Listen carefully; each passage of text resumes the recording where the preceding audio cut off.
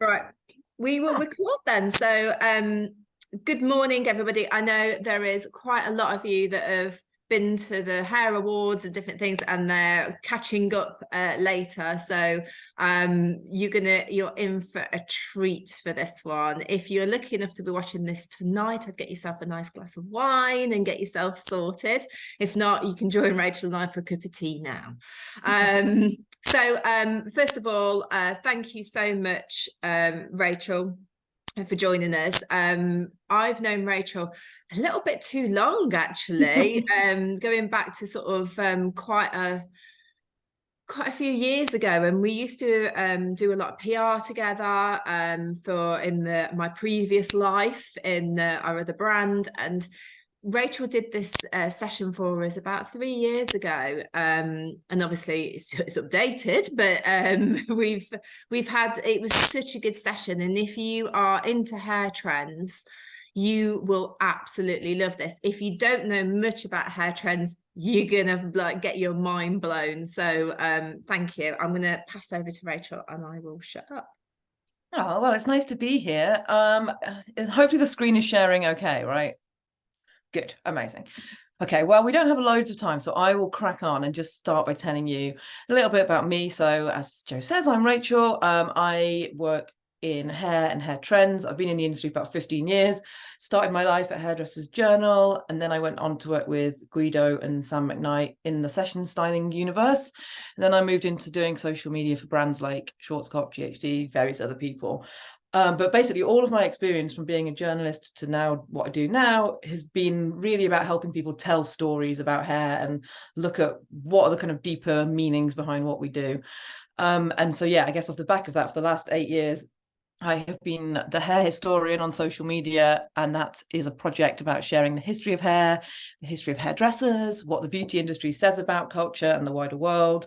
And I've worked with everyone from Vogue all over the world to the BBC to museums and galleries, just helping everyone realize how important hair is and what it can tell us about the world. So I'm very excited to be joining you today to talk a bit about trends and, yeah, how they relate to the wider world and what we do. So without further ado, so why do trends matter? Well, first of all, they show your clients that you are an expert in your industry. It's a very competitive marketplace, as we all know. And in a time when a lot of people are on a very tight budget and kind of questioning their choices, being able to offer them something that's really relevant to what they want and is different every time and kind of changes, that's something that's worth paying for. And knowing about trends also means you can actually understand your clients when they ask you for things, because as we all know, they're all on social media too, and they're being exposed to trends all the time, probably more than we are. So if they're coming in asking for, well, when I wrote this note, I was thinking about cowboy copper, and that's like 3 months ago. Who cares about that now? So, if someone's coming in and asking for these things, it's good to know what they're talking about. So that's helpful too. The other thing about trends that's important is it's a great way to build your own profile. So that can be as simple as using hashtags on your work to cash in on a trend, or creating work that is really of the moment and relates to what people are actually looking for right now to help you grow your profile. And off the back of that point, acknowledging trends is a really great way to build a profile with the press, if that's something that you're interested in doing. So if you want to be in competitions, you want to be featured in magazines, or you want to do shoots and create editorial work, it's really relevant and important that you know what's happening in the world and that you're creating work that relates to that. I spent absolutely years when I was at Hairdresser's Journal interviewing hairdressers, like years and years and years. And that could be people working in tiny local salons, big session stylists, everything in between. And I also spent a lot of time working with brands, finding new people to collaborate with on projects. And the one thing that's kind of always in common and that's kind of run through that is you're looking for people that are really switched on and are doing things that are interesting and cool. Doesn't really matter what it is, but it's just, are they doing something interesting? And can you talk about it in a way that makes people want to learn more about you? There are so many people out there doing interesting things. What is it that's going to make you be worthy of being put in a feature? And generally, it's just being interested in what you're doing and talking about it in a way that's kind of full of little sound bites that journalists want to hear.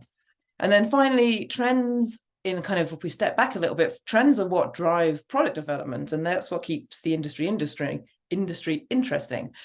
because you don't want to do the same thing every single day in the salon. No one wants to do that. That's not why you go into hairdressing. So all of these things they all kind of come together to kind of keep everything progressing and keep our lives interesting and keep work interesting. So whenever we talk about trends, there's going to be people out there who say, I want to be the one that sets the trends. I want to go against the grain. I don't care about trends. I'm completely against that. And that is great too, because that is how the world moves forward. And if I'm being honest, as a journalist, it was always what I was looking out for, was people who are doing something different. But if you want to set the trends, you need to know what's happening in the mainstream. And crucially, you also need to know what's gone before. So one last little bit of education before we go on to looking at nice pictures of hair, and I promise you it will be worth it. So here's a bit of a basic Trend 101 info, which is where do trends come from. So much research has been done about this over the years. So many people have written lots of different things, but a very basic version is there's kind of two ideas about this. So there's the bubble up theory and there's the trickle down theory. So the bubble up theory is ideas that come from the streets and the subcultures, and then they infiltrate the mainstream. So punk is a great example of this. It was a genuinely outsider music genre that was extremely political. And then however many years later, 50, 60 years later, it's now a really mainstream fashion influence. So you think of Versace with the safety pin, that has its roots in that, but it is now completely removed from that. So that's the bubble up theory. And the opposite theory, the trickle down theory, is the reverse, as you might expect. So this is the idea that we look up to designers or celebrities, or if we're looking further back in history, people in high society, and we seek to imitate what they do. So the modern version of that would be influencers, I guess, or, something like Kim Kardashian appearing with blonde hair. That happens, suddenly everyone wants it. So it's this idea that we're looking up to others and trying to replicate their style.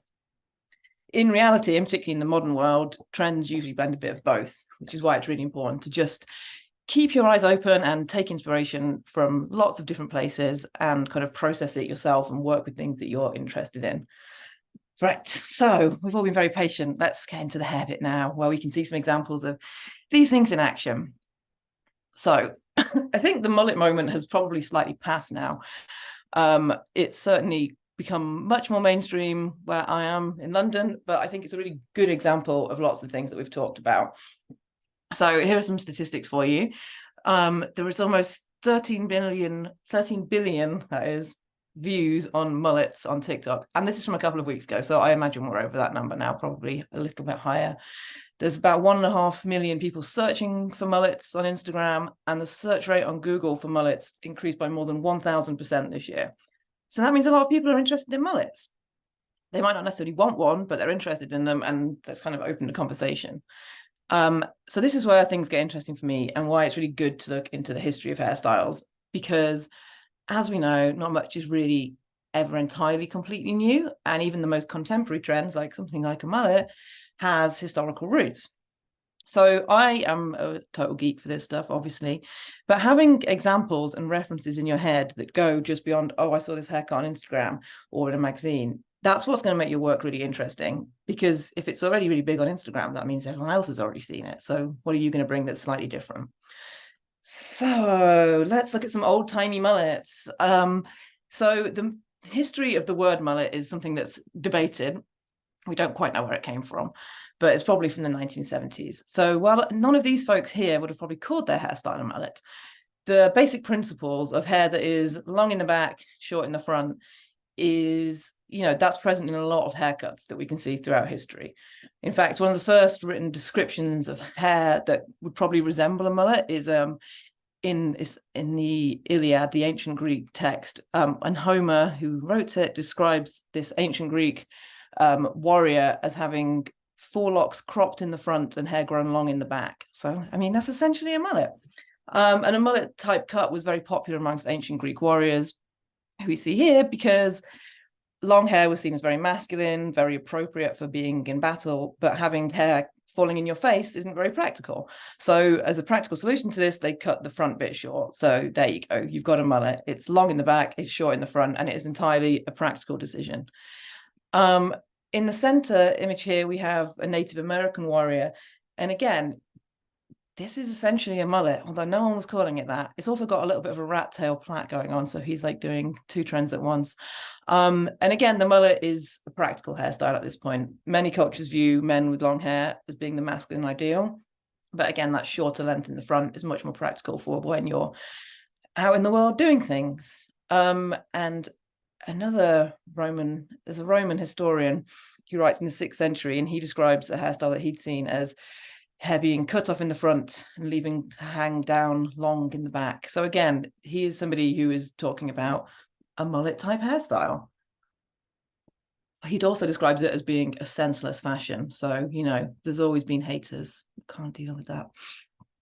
Moving on to slightly more modern history. So on the left, we have David Bowie, obviously. When he reinvents himself as Ziggy Stardust, he changed his complete appearance for the new album. So he appears with this hairstyle and a very gender fluid approach to makeup and fashion. He was inspired by the Japanese designer Kansai Yamamoto, who had a model for a fashion show who actually had a really similar haircut to this.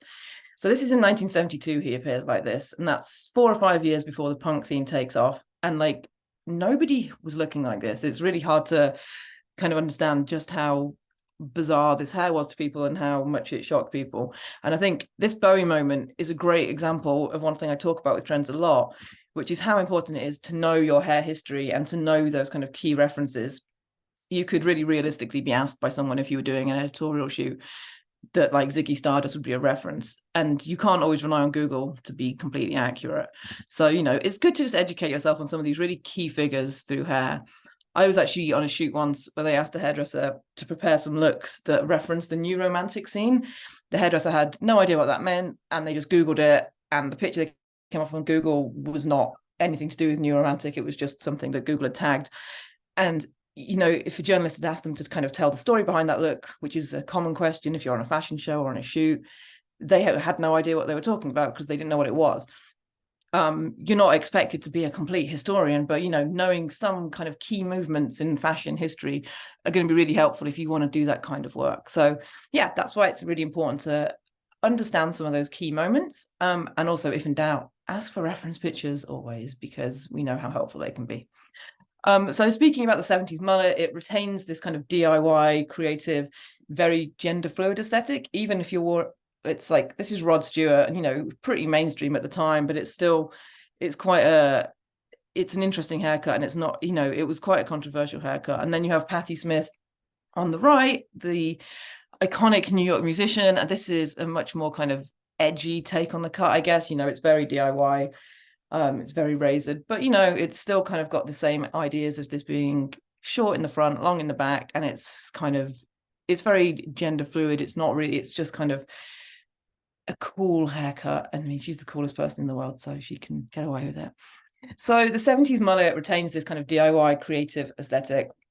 And then where do we go next? We move on into the 80s. So what goes wrong? All right, if you like this hair, because that's okay too. You're allowed to like it. This is what happens when a trend goes mainstream, essentially. So by the 80s, the mullet was no longer an alternative DIY hairstyle. It was one that was worn by fashionable people of all genders. It's more polished, we could probably say. It's probably not been done DIY at home. It's more styled, and it's all around just bigger and more ostentatious, like most things in the 80s. So when we think about another thing that happens in the 80s is obviously we get lots more styling tools, lots more hair products, and that links to big hair. So that's an idea of supply and demand, and how product manufacturers can take a bet on a trend like the mullet in the 70s and think, oh, this is maybe going to go into the mainstream, and then kind of develop products to support that and trends to support that. So this is how a trend goes from kind of becoming to a more mainstream audience. And so when a trend peaks, we would say it's become mainstream. It's not edgy anymore. It's not particularly surprising anymore. None of this is a bad thing. It's just, this is what happens when a trend has gone from being that underground thing to being the mainstream. So you would reasonably expect to maybe see, a daytime TV presenter with a hairstyle, or someone would have the hairstyle, or you could see it kind of anywhere in the country. And products to achieve the look become widely available too. If you think about when the kind of first reiteration of the pastel hair trend happened, or when balayage becomes a thing, you can buy kits to do that stuff in Superdrug anywhere in the country. And that's because the trend is now at a point where everybody wants it. Once a trend has become really mainstream, it doesn't necessarily disappear. The more extreme version of the trend might disappear, but if it's truly penetrated into the mainstream, it might become a more permanent fixture. And again, I think balayage is a great example of that. You know, that's just kind of a rebranding of a technique, but it really works to make this thing something that everybody knows about now. You can buy a kit in the shop that tells you how to do that. You can go to any hairdresser probably in the country and they would understand that term. So trends don't necessarily disappear, they just kind of stay part of our ecosystem. And I think one final point on this is that it's important to remember that looks which become trends are often key to a subculture or community. And for those people, the look may never go away and it might never have been about fashion. So that's an area where we have to tread carefully. So using the mullet as an example, the mullet has always been huge in queer culture and it remained popular despite its rise and fall in the mainstream. And there are plenty of examples of black hairstyles that fit that idea too. So this is another point on trends and why knowing a bit of hair history is important, because it means you're less likely to culturally appropriate a style or reinterpret an idea in a way which causes offense. You know, we can take these ideas as inspiration, but, you know, just understanding a bit of the background behind it and what it might mean to different people will help you do that in a really kind of appropriate way.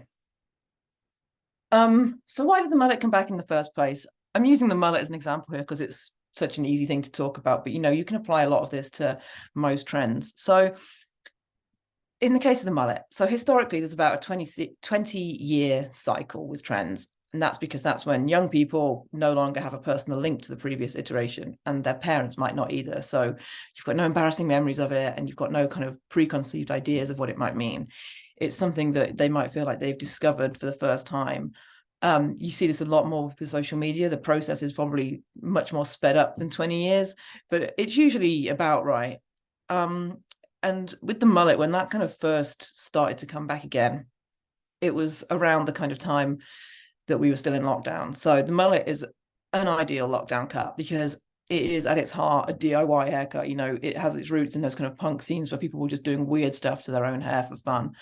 It was also a good haircut for Zoom because the detail is in the front. And it was, you know, that's another thing to think about with trends is where we are in the timeline. You know, for social media, people want things that look good and have instant impact on a very small screen. So a dramatic haircut is great for that. And also the mullet, I guess, was just part of a wider lockdown trend for more fun, playful hair. I would actually argue that the mullet comeback was happening a little bit before then. I actually did an interview for Australian TV about the mullet way before the pandemic, but I think that was when it was at its kind of cool alternative moment. It hadn't quite peaked yet. It also kind of reflects a shift in trends away from the idea of sheer mainstream beauty to individual unique styles, which we're seeing so much more of now. This kind of less binary approach to gendered haircuts, and we've continued to see a lot more of that ever since. All of these things play a part in a trend coming back. It's rarely ever just about a beauty moment. You know, politics, society, culture, products, what's happening in the world. These things all do play a part in trends, even if we kind of don't necessarily see it immediately. On a practical basis, the mullet also allows clients to kind of maintain some length on their hair, but still have a more interesting cut. So, you know, there's that. And, you know, clients might not want a mullet. It might have negative connotations to them. It might be too much of a trendy haircut. They might just not like how it looks. But it does kind of open up a lot of conversations about other things you could do, you know, shorter layers, working with natural texture, styles that are a bit softer, like, you know, shags and curtain bangs, all those sorts of things. And then products that enhance natural texture. All of those things can come out of a conversation about the mullet. So whether you're pro or anti-mullet, it is definitely an example of all of these things and a really good kind of starting point for conversations about what's happening in hair. So let's move on to another trend before I run out of time. The mainstream appeal of pink hair. We also saw this come out of the back of the pandemic. Loads of people searching for it online. Bleach London, who make home hair colors, were selling one pink hair coloring cut every 30 seconds last year. That is a lot of people wanting pink hair. And yeah, I would say this kind of peaked around the pandemic, but it has continued to prevail ever since. And, you know, it's one of those trends where, again, it doesn't feel weird or outsidery to have pink hair now. I think we could realistically expect to see people in ad campaigns on mainstream TV with pink hair. it's just kind of progressed into the world. But pink hair is not new. So these are some of my favorite paintings from the 18th century, and they show a trend for men to have pink hair, which at the time would have been achieved using hair powder. Men at the time, so we kind of imagine these guys with big white powdered wigs at the time, and we definitely had a lot of that, but pink was not the only color that was available to people.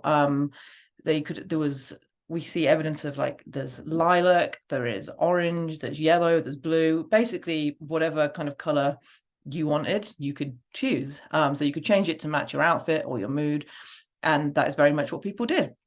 So this was about showing off your wealth and your fashion sense, and it was in an era before pink became gendered. Pink was a color for everybody until the 20th century. The idea of pink being for girls is very much a modern invention. So at the time, it was just, this is a really flattering hair color and it makes me look nice, so let's go for it. And I think I always like to think about, with these guys, you know, getting your portrait painted is not a quick, easy, or cheap option. You know, this is an expensive thing to do, and these people have chosen to commit themselves to history forever with pink hair, which shows you, you know, that's how much they liked it, and that's how much they thought it made them look good. And they do look good. In the middle here, so jumping ahead a little bit, Raymond Besson is one of the most iconic names in hairdressing history. Look him up if you haven't seen him before. He had a TV show on like on the BBC Saturday nights in the 1950s, and he would show off hairstyles, and he was very much mainstream viewing. He was a celebrity of the era. He used to do shows in London hotels and present models, show off the trends for the season, just like we see brands doing now. So these pictures here and this little video of him doing some cutting with his famous gold scissors, which was another one of his famous things. This is from 1955, and he is creating some colors which I think feel very contemporary. So you might think, why is pink hair happening in the 1950s? What's the reason for that? Well, after the horrors of the Second World War, women became obsessed with kind of this idea of feel-good glamour. It's why we see a lot of red lipstick. It's why we see lots of kind of pastel colors. They're these ideas, it's very like ultra feminine, and it's just optimistic. And linking into that is the fact that products were no longer rationed, which they had been throughout the war. Salons were reopened, so people could go out and feel good and spend money, and that's what they wanted to do. They wanted to feel glamorous and they wanted to feel feminine. And then in the 1960s, we see pink hair come back again. Here's a couple of excellent films from the 1960s, which are really good. I highly recommend watching both of them if you want references. Got Brigitte Bardot there looking amazing with pink hair. So yeah, in the 60s, we see pink hair back again. And this is a time when that example of products supporting trends comes into play. So in the 1960s, we see colored hairsprays marketed for the first time. It's when aerosols as a product start becoming available, the kind of technology involved in making aerosols exists. And so they are being marketed for the first time at any point in history, and they're designed again so you can have a temporary color to match your outfit, which people do and people really enjoy doing. So then we move on again. In the 80s, pink hair has a bit of a makeover in public. If you think only 20 years before, we have these really glamorous high society ladies with pink hair. In the 80s, pink hair has changed. Pink hair is now considered unnatural, and it is very much popularized by the punk movement. And it is worn in a way that is confrontational. It's purposefully very shocking. It's a rebellion against British politics at the time, and it's very transgressive, not just because pink hair is innately unnatural, but you know, it's paired with these extremely aggressive haircuts. It's creating a whole look which is purposefully very confrontational. And you know, actually, if we're looking at it, the colors they're using aren't really any different to what Raymond is doing. You know, it's pinks, it's purples, it's pastels, but yeah, being paired with the haircuts, with everything else, pink hair has kind of been reimagined. And then we have, again, this 20-year timeline of trends. So about 20 years later, at the dawn of the 2000s, pink hair is reinvented again. And this time, I would say it's very much a cool girl color. It's, you know, we have people like, I mean, Kate Moss has her hair done pink for a fashion show, so arguably we can, I don't know, it's not necessarily fair to include that, but she does keep it for a little while. But then we have Gwen Stefani from No Doubt, and we have Little Kim. Now, these three people aren't operating in the same universe. They're not part of the same subculture. They're all kind of on quite different scenes. But I guess what they have in common is that they're really cool, and they're people who are known for pushing their boundaries with fashion. So this is when kind of pink hair starts seeping back in a little bit. And yeah, it's again it's not necessarily the easiest color in the world to get at this point. So you're kind of showing that you're kind of thinking about beauty in a slightly different way if you're doing pink hair at the dawn of the 2000s.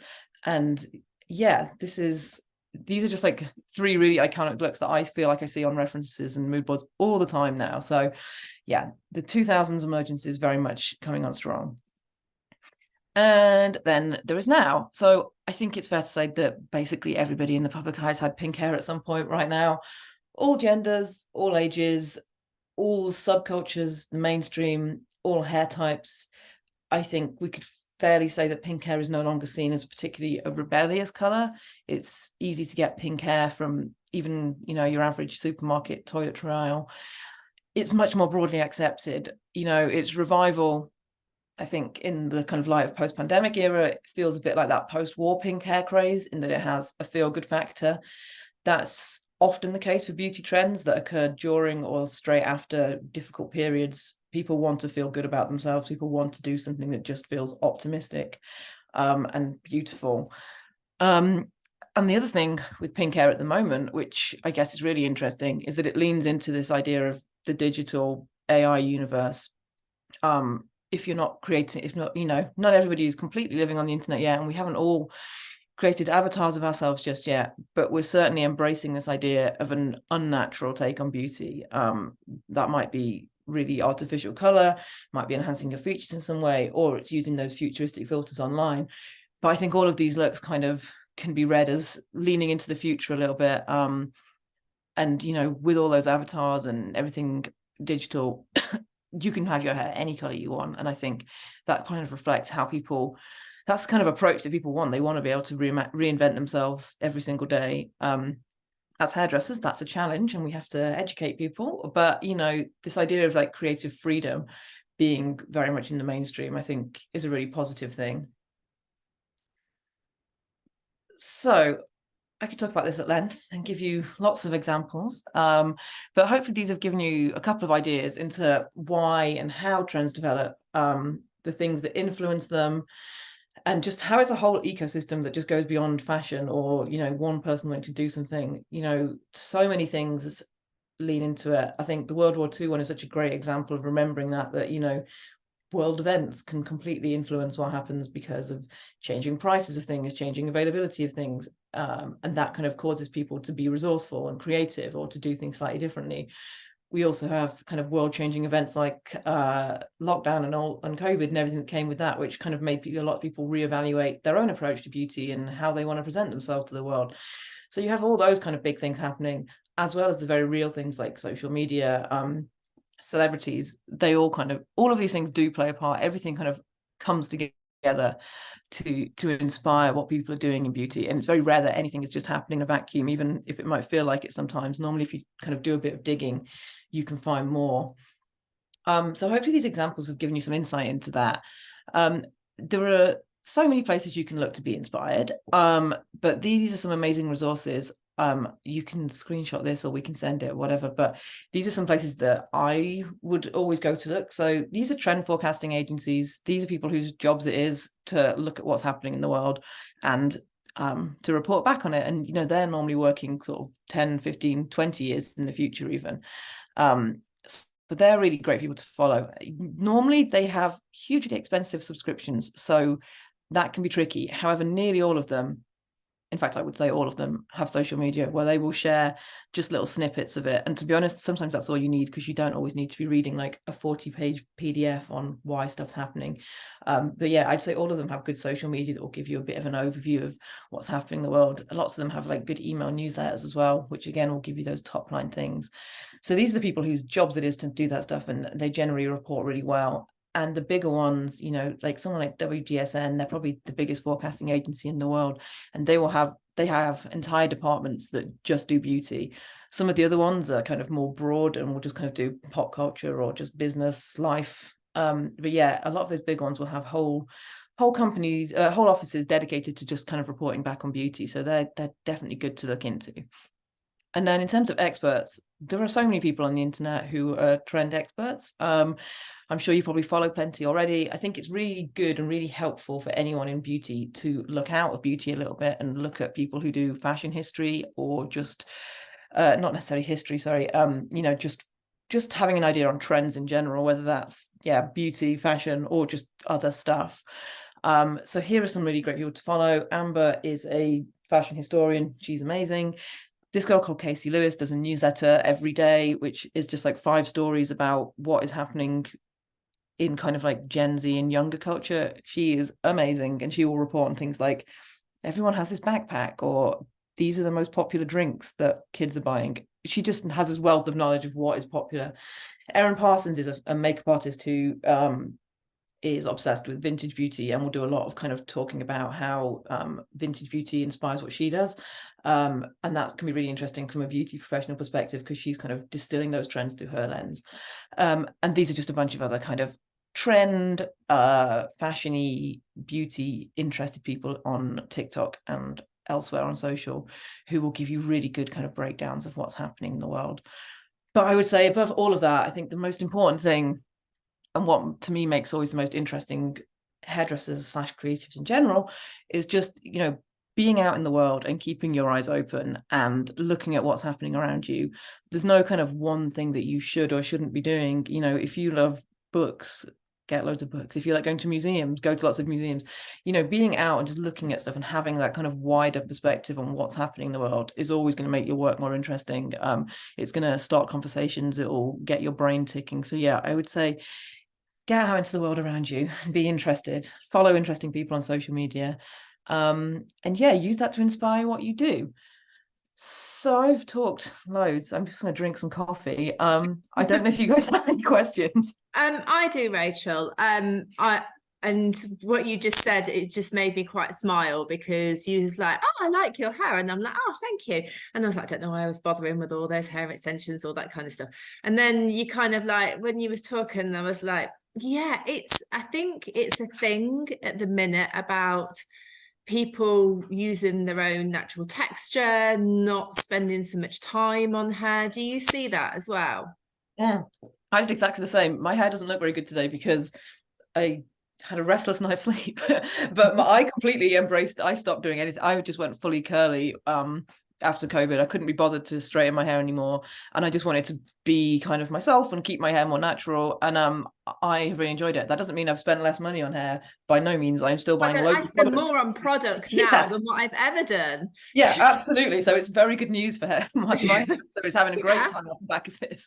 Also, I spent time there being like, can you show me how to do this? Can I come in and will you show me how to whatever? So all good. Yeah, I think that's an interesting thing about us as hairdressers, educators, as looking at the trends and seeing that actually, yeah, I am seeing people wear more of their natural texture. And it makes me kind of like, when I see people drying hair and they don't know how to do texture. So I think that's a real opportunity to start to learn a little bit more about that as well. And, I spend a lot of money on product. So I spend so much more time getting, like, I've always had long, thick hair. I've never really been a haircut girly, but I get my hair cut so often now, and I'm obsessed with how my hair is cut, because when I'm wearing it curly, it makes such a big difference. So I'm spending as much money now on cuts as color. So it's a win-win all around. But to your original point of like, yes, people are doing it a lot. And I think the kind of bigger story of that is we're at a place in society, I think, where people are very slowly, beauty boundaries are kind of shifting a little bit, and people feel more empowered to wear their hair how they want. It's very real that people are discriminated against for wearing their hair natural, or for feeling like they can't go to work and do a professional meeting if they've got big curly hair, which is obviously horrible to think about, but is very true. And we are on it would be a lie to say that's completely changed and everything is fine now. It's not, but people are generally sort of a bit more accepting, and we're in a place where it feels a bit more comfortable to try different things. we can feel more confident making those choices. And I think that's a really big part, again, just to what you were saying.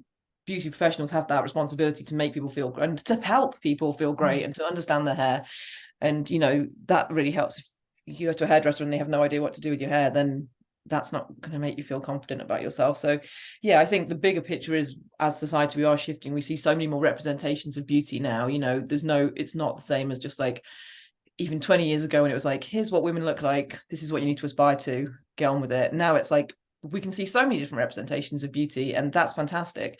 But yeah, I guess the other side of that is just making sure that you know how to do those things, and that you're also representing that in your branding, your social media. You're not just showing one type of person. If you want to attract different clients, then yeah, that I think it's really important right now to feel like you see yourself represented.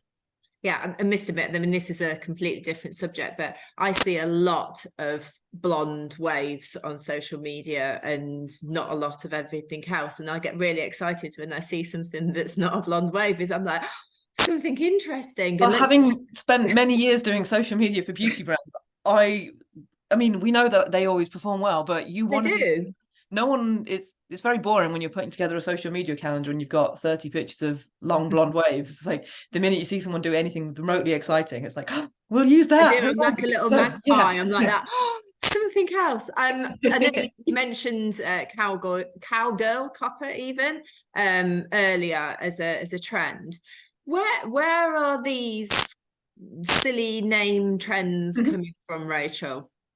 I mean, they're coming from TikTok, and the reason is it's just a marketing exercise. Like, this is the same color red that people have always done. It's just someone's given it a new name, and that means you can sell it as a new thing. And that is silly and ridiculous on one hand, but it's also, that's how we do things. Like, we're all buying essentially the same products we've always bought, but we just give them a new trendy name. Like lip gloss is lip oil, right? There's lip oil, and there's 1,000 different names for lip gloss right now, and it's like, it's all the same product. It's just being given a clever name that makes you feel like you want to buy into it. And I think, there's this big trend for like Western fashion has been going on for a couple of years. Everyone's got their cowboy boots. Everyone's very into country right now. So they were like, cool. Someone on TikTok, I guess, just decided, let's call it cowgirl copper because cowgirls are trending. I've got red hair. Cool. Let's put them together. And yeah, you can be very cynical about it. And I often am. But the reality of it is, it gives you something to talk about. You can make a little mood board and put it on your salon Instagram and say, here's some like cowgirl images, here's the trend, here's what it is. It's not really anything new, and that's great because that means you already know what it is and you can talk about it with confidence, and you've got the products to get that look, but it's just giving it a different name. And I think the minute you name something, you feel like you have some sort of ownership over it. There's nothing to stop a salon.